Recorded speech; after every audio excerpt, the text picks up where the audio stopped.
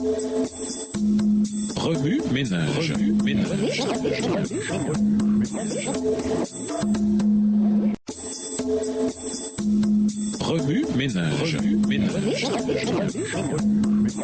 Bienvenue dans votre émission Remue ménage. Nous à la leçon de mardi, investiguer. Lisons Genèse 49, verset 10, Jérémie 22, les versets 1 à 5, Jérémie 23, les versets 1 à 6, Lamentation 5, les versets 16 à 19, Ézéchiel 19, les versets 1, 10 à 14, Apocalypse 5, verset 5. Genèse 49, le verset 10. Le sceptre ne s'éloignera point de Juda, ni le bâton souverain d'entre ses pieds, jusqu'à ce que vienne le Shilo et que les peuples lui obéissent. Jérémie 22, les versets 1 à 5. Ainsi parle l'Éternel, descends de la maison du roi de Juda, et là prononce cette parole. Tu diras, écoute la parole de l'Éternel, roi de Juda, qui est assis sur le trône de David. Toi, tes serviteurs et ton peuple qui entrez par ses portes. Ainsi parle l'Éternel, pratiquez la justice et l'équité, délivrez l'opprimé des mains de l'oppresseur. Ne maltraitez pas l'étranger, l'orphelin et la veuve. N'usez pas de violence et ne répandez point de sang innocent dans ce lieu. Car si vous agissez selon cette parole, les rois assis sur le trône de David entreront par les portes de cette maison, montés sur des chars et sur des chevaux, eux, leurs serviteurs et leur peuple. Mais si vous n'écoutez pas ces paroles, je le jure par moi-même, dit l'Éternel, cette maison deviendra une ruine. Jérémie 23, les versets 1 à 6. Malheur aux pasteurs qui détruisent et dispersent le troupeau de mon pâturage, dit l'Éternel. C'est pourquoi ainsi parle l'Éternel, le Dieu d'Israël, sur les pasteurs qui paissent mon peuple. Vous avez dispersé mes brebis, vous les avez chassées. Vous n'en avez pas pris soin. Voici, je vous châtierai à cause de la méchanceté de vos actions, dit l'Éternel, et je rassemblerai le reste de mes brebis de tous les pays où je les ai chassées. Je les ramènerai dans leur pâturage. Elles seront fécondes et multiplieront. J'établirai sur elles des pasteurs qui les paîtront. Elles n'auront plus de crainte, plus de terreur, et il n'en manquera aucune, dit l'Éternel. Voici, les jours viennent, dit l'Éternel, où je susciterai à David un germe juste.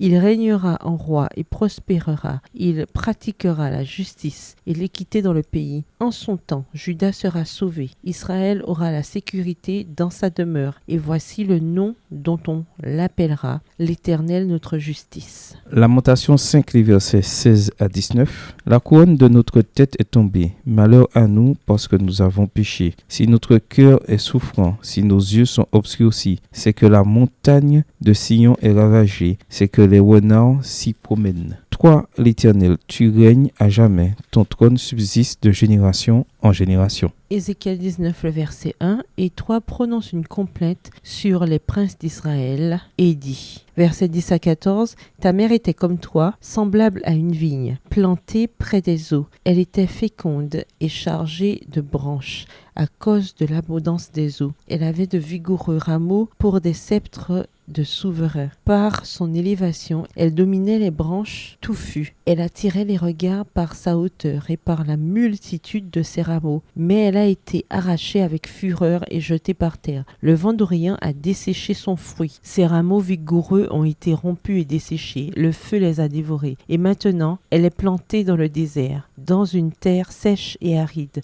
Le feu est sorti de ses branches et a dévoré son fruit. Elle n'a plus de rameaux vigoureux pour un sceptre de souverain. C'est là une complainte, et cela servira de complainte. Apocalypse 5, verset 5. Et l'un des vieillards me dit, ne pleure point, voici le lion de la tribu de Juda, le rejeton de David, a vaincu pour ouvrir le livre et ses 7 sceaux. Remue-ménage, quelle relation ces versets ont-ils avec le passage principal? Quels autres versets ou promesses vous viennent à l'esprit en rapport avec Ézéchiel, le chapitre 21? Au revoir. Et à demain si Dieu veut.